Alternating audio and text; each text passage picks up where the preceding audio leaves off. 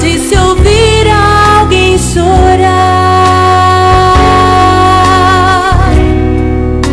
são lágrimas de esperança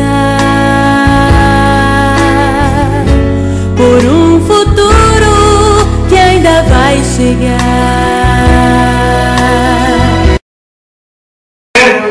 Esse algo novo tem nome, a transformação pela fé na pessoa bendita do nosso Senhor e Salvador Jesus Cristo. Deus está preparando um povo para morar no céu.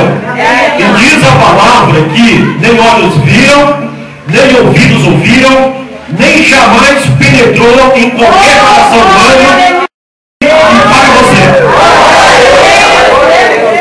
A ordem imperial divina é: permanecei-vos aqui, até que nos altos céus vós sejais revestidos de poder. Aí então vocês estarão preparados para ser-me-eis testemunhas em Jerusalém, na Judéia, em Samaria e até os confins da terra.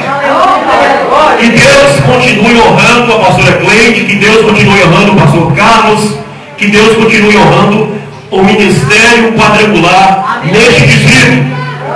E que Deus seja louvado através de vocês. Eu estou muito feliz de fazer uma igreja que nasceu para vencer.